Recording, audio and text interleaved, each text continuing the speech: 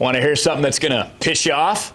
The New Mexico governor single-handedly declared an emergency and basically tried to wipe away Albuquerque's Second Amendment rights. Isn't it unconstitutional to say you cannot exercise your carrying license? With one exception, and that is if there's an emergency, and I've declared an emergency for a temporary amount of time, I can invoke additional powers. No constitutional right, in my view, including my oath, is intended to be absolute. There are restrictions on free speech. There are restrictions on my freedoms. In this emergency, this 11-year-old and all these parents who have lost all these children, they deserve my attention to have the debate about whether or not in an emergency we can create a safer environment. Because what about their constitutional rights? I took an oath to uphold those too. And if we ignore this growing problem without being bold, I've said to every other New Mexican, your rights are subrogated to theirs. And they are not, in my view. Wait a minute, you're talking about crimes. There are already laws against the crimes, so how are their rights? I got it, but again, if I'm unsafe, who's standing up for that right? If this climate is so out of control, somebody should do something. I'm doing as much as I know to do.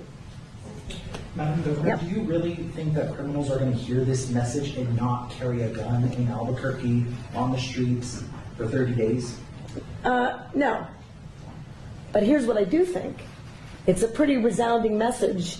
No, there are no limits, especially to the First Amendment. The First Amendment has been misinterpreted. The First Amendment is to protect you from the government telling you you can't do things. Exactly what you are trying to do, Madam Governor. This has nothing to do with being able to say whatever you want, whenever you want to say it. That's not what the First Amendment is. The First Amendment is strictly to prohibit the government from telling you that you can't speak out against your government. Stop telling me that we have different types of infringements and rules against any type of amendments. No, our amendments are absolute. That's what makes them great. That's what makes this nation great. We beat the over-under on democracies because of that great document that you are trampling on right now.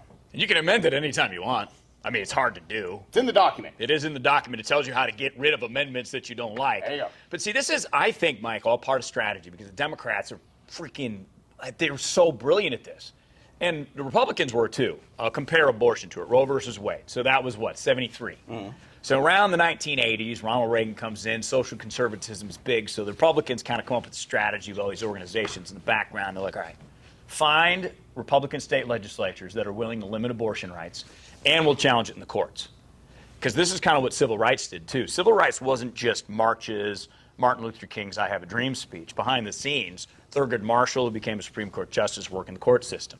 So the Democrats really don't like guns, or at least their voters really don't like guns. Yeah. So they say, okay, how do we chip away? Like Illinois banned ARs. She's showing you don't chip away. Well, she's showing there's no chip away anymore. It's done.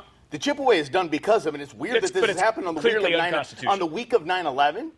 This is so weird that it happens on the week of 9/11 because what happened after 9/11 was the Patriot Act. The Patriot Act gave all of these authoritarian nut jobs the ability to declare any emergency they want and then take our rights away from us. It is one of the biggest fleecing of civil liberties in our nation's history. So I don't think there needs to be any chipping away anymore. No erosion. They literally know now they can declare an emergency and legally strip us of our constitutional rights. Well, just like they did in COVID, just like they're doing now. This is clearly unconstitutional, and every court in America will find it. Even your boy, the dude from the Parkland shooting. Oh, David Hogue. How did I...